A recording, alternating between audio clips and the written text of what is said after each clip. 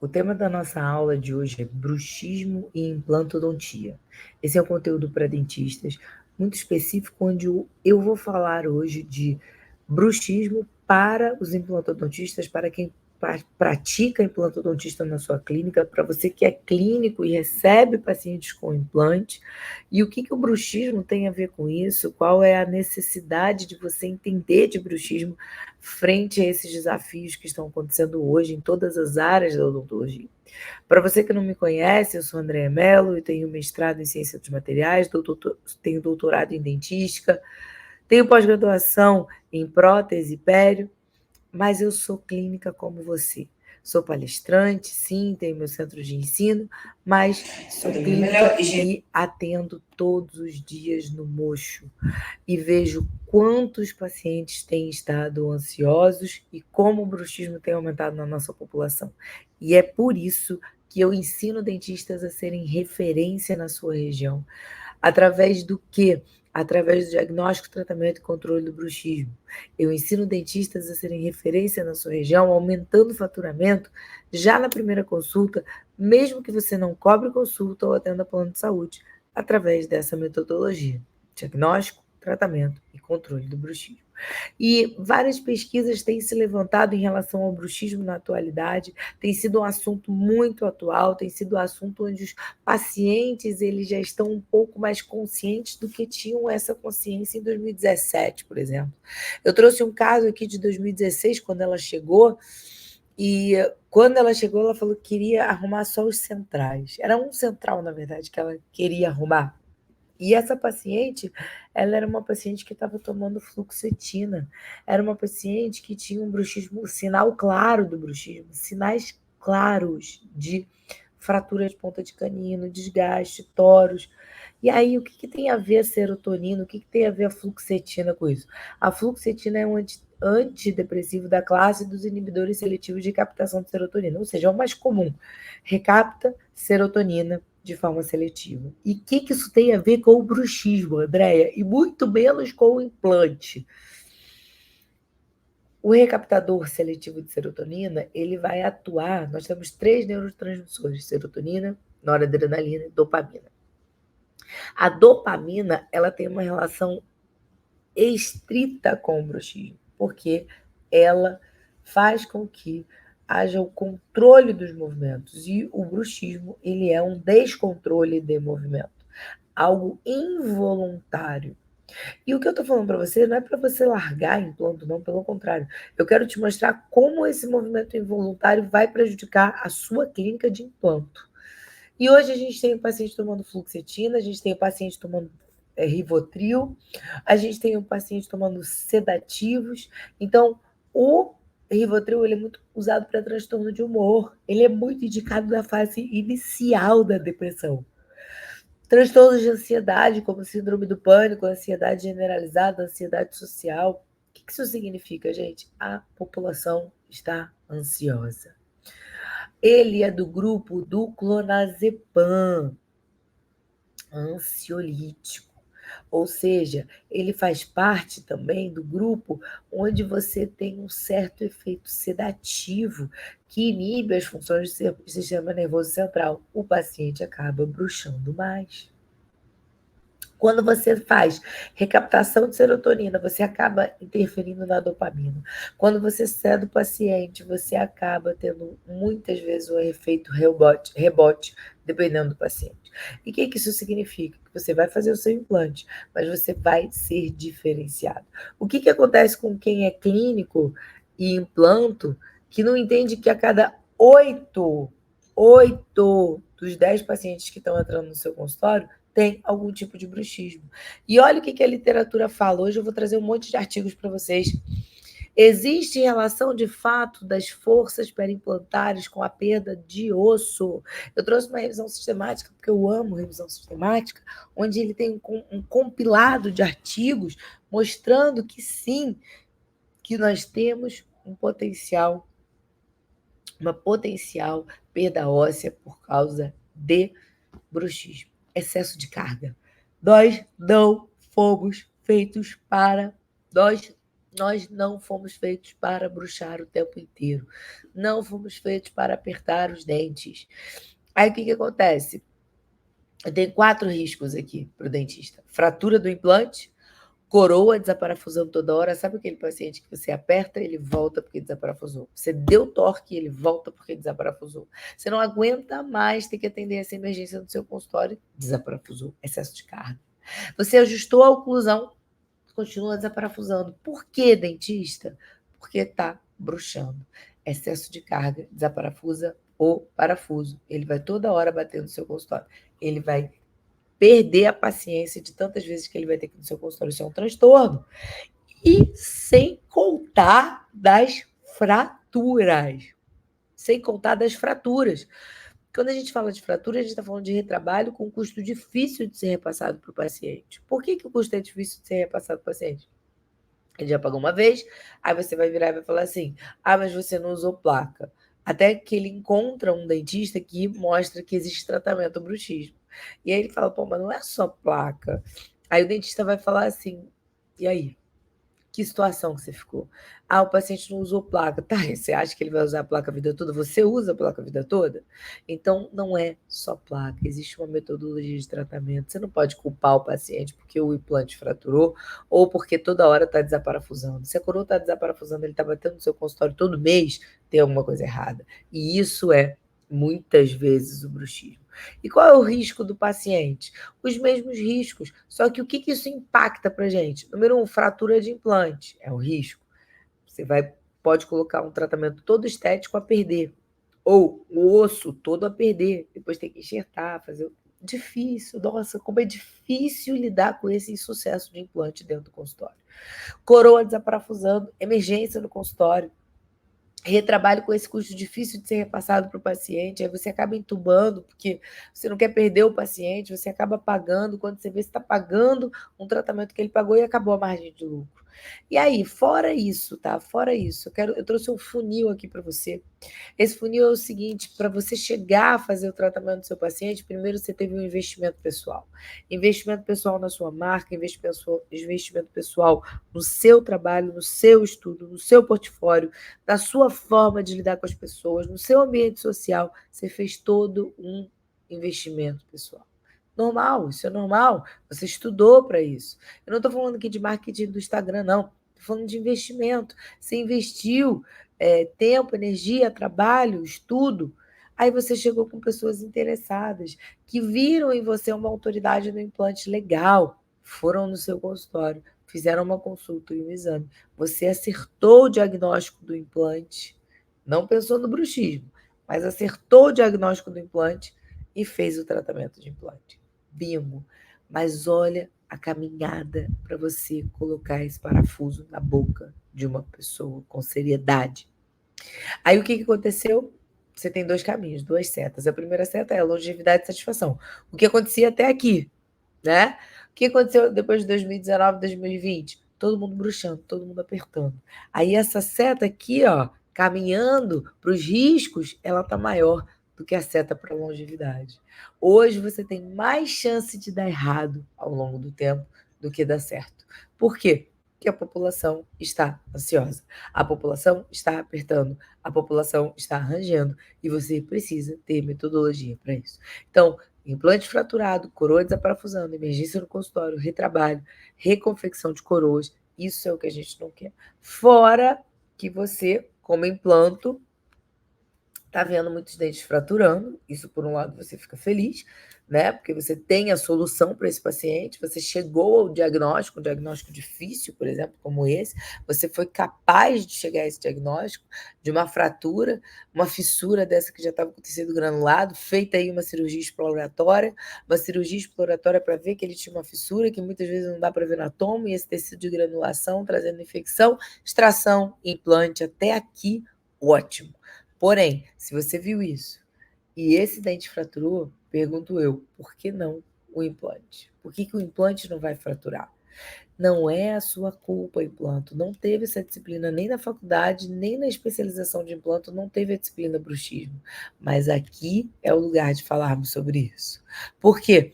Porque o bruxismo é uma sobrecarga. Sobrecarga essa que pode fraturar o seu implante sim, porque fraturou o dente com ligamento periodontal, por que não vai fraturar o implante? Principalmente se o antagonista dele for um implante. Então, o que a gente quer para implantar aqui? Um cicatrizador personalizado, posterior, esperando imediato, né? Eu quero olhar os adjacentes e não ver marcas de bruxismo. Eu não quero ver linha alba proeminente, eu não quero ver toros, eu não quero ver ponta de dente desgastado. E se eu encontrar sinais do bruxismo, o meu approach, a minha abordagem é diferente. A minha abordagem, ela precisa levar em consideração o que a literatura está falando. E o que a literatura está falando? Que existe sim fratura, problemas, existe a maioria dos problemas relacionados a complicações mecânicas. Eu, como engenheira de materiais, como mestre em ciência dos materiais, eu sei muito bem o que é um cálculo de resistência de material em laboratório. Só que quando você coloca na boca, meu amigo, sabe o que acontece? Vou te dizer uma coisa, N variáveis. Musculatura, forma de dormir, bruxismo, carga, estresse. A boca é um organismo muito vivo e o parafuso está lá. Então, o que isso acontece? Você precisa analisar as possíveis causas de uma futura fratura e uma das principais delas é o bruxismo. O bruxismo é um dos grandes problemas de você contraindicar o implante caso você não saiba tratar o bruxismo. E fica aqui nessa aula de hoje que eu vou te mostrar um dos principais problemas de diagnóstico que nós temos. E a literatura, inclusive, tem. Qual é o grande problema de diagnóstico de bruxismo? Olha que interessante. A literatura não tem uma conclusão de como chegar a um diagnóstico muito preciso. Então, a maioria dos trabalhos publicados, elas são baseados em relato do paciente. Caraca, relato do paciente é muito subjetivo. A gente que faz ciência exata ali, ó, mais cartesiano, a odontologia não é uma ciência exata, mas a matemática é, a engenharia de materiais é, o cálculo do tamanho da área dos implantes, das roscas, das espiras é, só que quando você coloca num ambiente oral e você envolve um problema do tipo bruxismo, seja ele noturno ou diurno, você muda o jogo.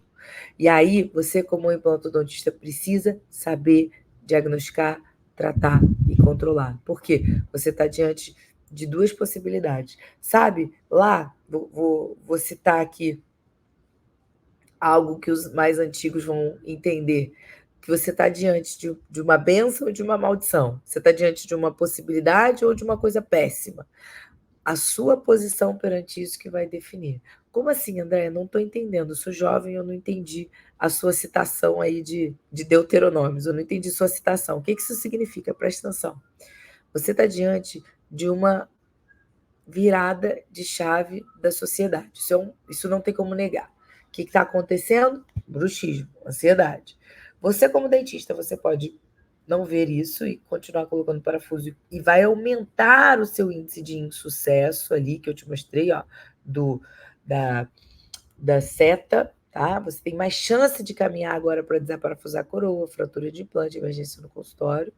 Ou você vai enxergar isso, vai tratar o bruxismo do paciente, vai agregar ao seu portfólio mais esse tratamento, vai entender disso e vai ter uma longevidade, mais indicação, mais paciente feliz, menos emergência e mais tranquilidade para essa odontologia de hoje, porque a odontologia mudou.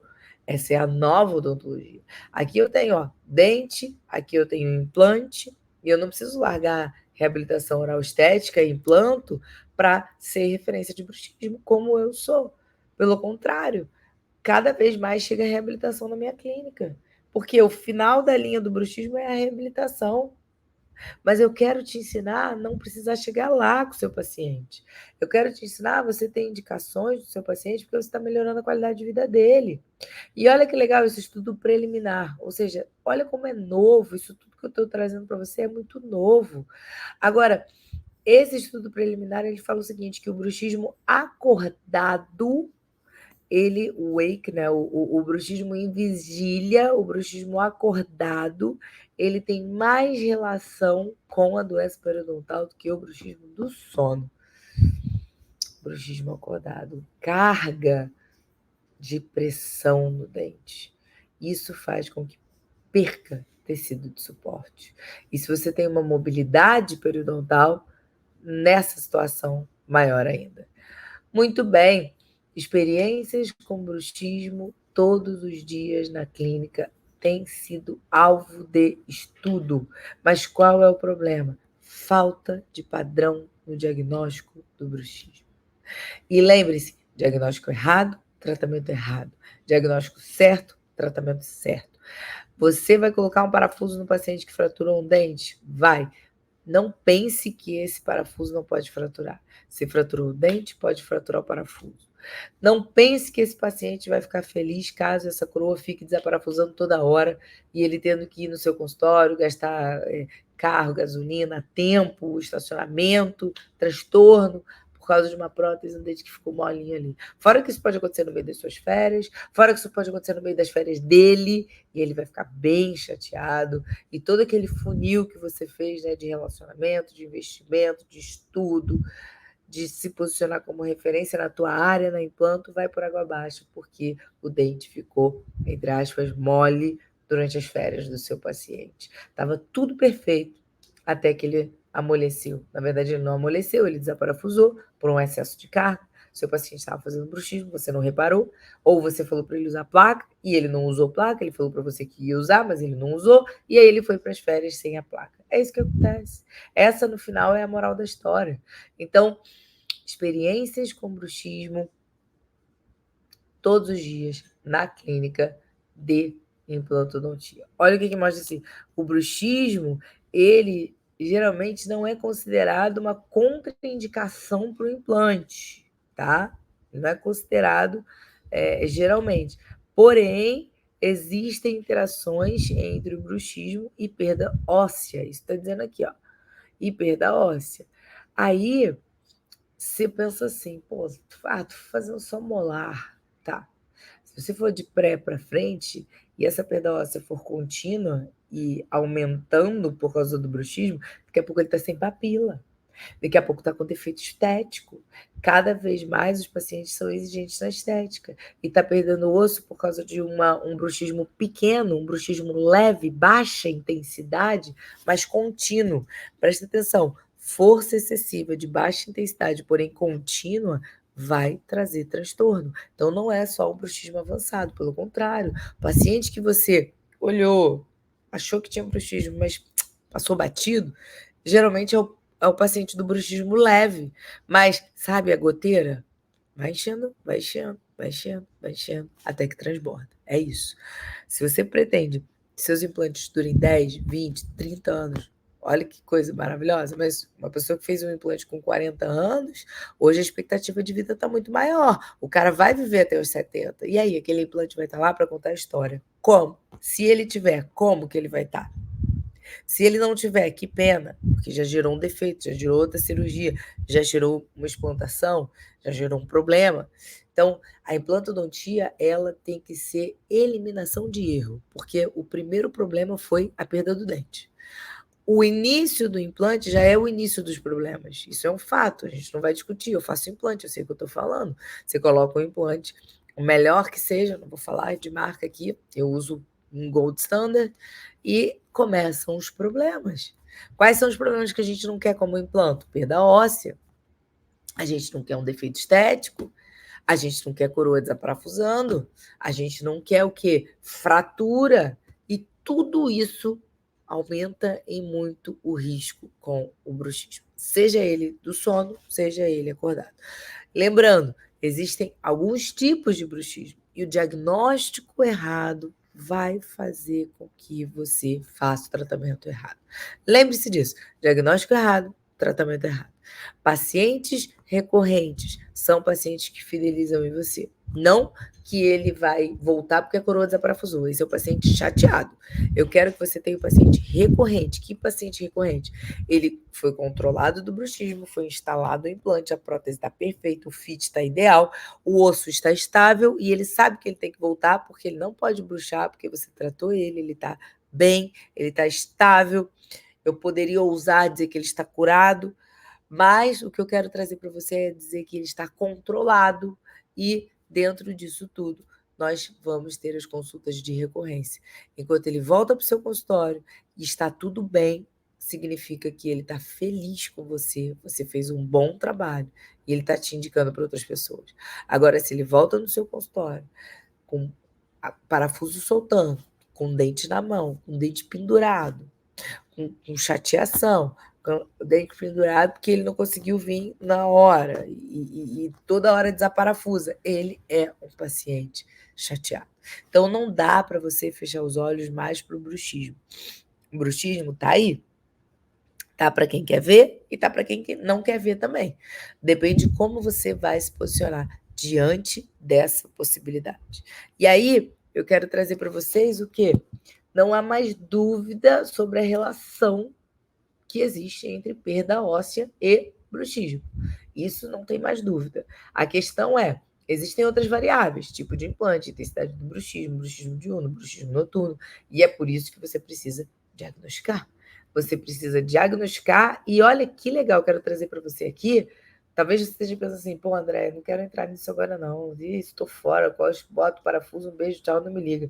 Mas olha que legal você pensar numa longevidade da sua carreira quando você não estiver mais enxergando, quando você não tiver mais coluna para operar. Olha que legal o depoimento do Sérgio, aluno meu de bruxismo, do método DTC, Diagnóstico, Tratamento e Controle. Olha o que ele está falando.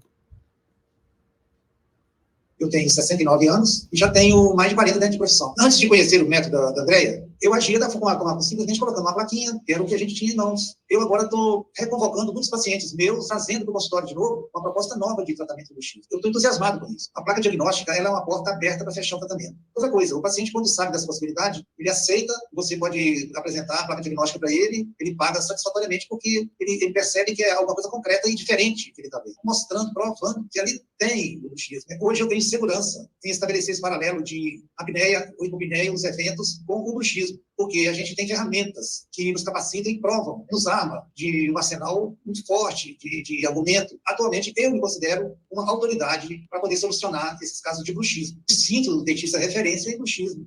Poder me manter ativo na profissão, administrando essa área, sem ter que operar o dia inteiro, porque eu também sou um implantologista, sem passar o dia inteiro numa cirurgia, eu posso estar dirigindo agora a minha área de atuação para essa área de controle do bruxismo, que tem um campo vastíssimo, né, para ser explorado. 70 anos, gente, 69 anos, aplicando o método DTC, diagnóstico, tratamento e controle, e vendo que é um campo vasto, ele vai ser referência, diferente, venceu todos os obstáculos da idade, entrou, aplicou, está fazendo diferença na região dele, e eu quero trazer para você o quê? É essa possibilidade. Deixa eu te explicar o que é o DTC. Deixa eu virar a câmera aqui para mim e eu vou explicar o que é o DTC. DTC é a metodologia que eu desenvolvi depois de muitos anos. Desde 2009 eu estou dentro do bruxismo. Vivi uma clínica de dor, vivi uma residência de dor dentro da minha escola física. Atendemos muitos pacientes com dor, mas isso não é bruxismo. Bruxismo não é dor. Bruxismo não é DTM. Mas sempre gostei muito da área. E estudei. Apliquei. De erros e acertos eu consegui construir um passo a passo. E é esse passo a passo que eu chamo de DTC. Diagnóstico, tratamento e controle. Diagnóstico feito em 4 etapas. Quais são as 4 etapas do diagnóstico? Número 1, formulários. Número 2, formulários específicos, formulários que eu compilei, que eu determinei com score, com possibilidade de bruxismo leve, avançado, moderado.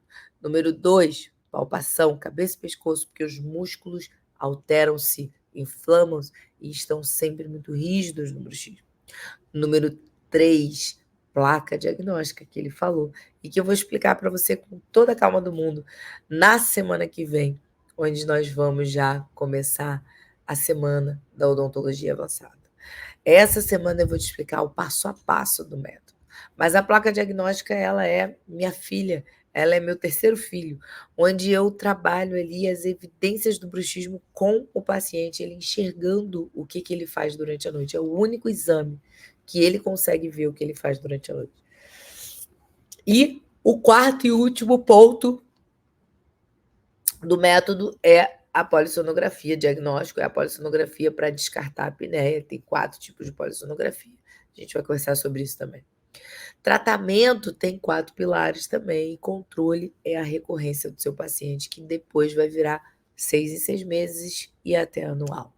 Mas antes disso, o paciente passa por um tratamento. Quais são os pilares do tratamento? Os pilares do tratamento são higiene do sono, hábitos alimentares, suplementação, placas personalizadas, porque depende do que ele faz, se é à noite, se é o dia, se tem apneia, se não tem apneia, e, por último, o ajuste da mordida, o ajuste oclusal, ou a ortodontia, ou a reabilitação, e isso faz com que haja estabilidade, oclusão, né? Estabilidade na oclusão dele. Mas tratar a oclusão não é tratar bruxismo. Saber que o paciente faz bruxismo e dá placa não é nada. É só entregar um dispositivo que vai proteger o dente quando ele usar. Então, você precisa entender que tratamento de bruxismo tem etapas, é muito mais do que placa, e o seu paciente pode e quer fazer isso. Além dele poder pagar por isso, ele quer fazer isso, sabe por quê? Porque isso vai beneficiar muito a qualidade de vida dele, muito. Eu sou uma paciente que tratei o meu bruxismo, controlei o meu bruxismo, não faço esse apertamento mais.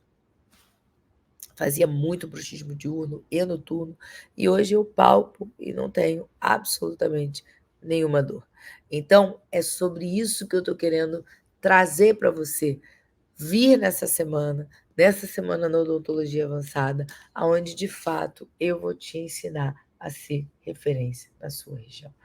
É através dessa metodologia, essa doença que não vai parar de crescer, infelizmente. As doenças psíquicas, as doenças motoras, a ansiedade não vai parar de crescer, e as medicações, como eu te mostrei no início dessa aula, elas muitas vezes pioram o bruxismo em prol desse, entre aspas, diminuição de excitação, diminuição calmante, sedativos, o que para nós é muito ruim. Então, dos dias 6 a 12 de novembro, 100% online, gratuito, eu quero te fazer um convite. Vem, se inscreve, o link está na bio, a descrição está no vídeo, eu estou te esperando. Se você quer ser referência na sua região, aumentando o faturamento, mesmo que você não cobre consulta ou atenda plano de saúde, através do diagnóstico, tratamento e controle do bruxismo. Te vejo lá.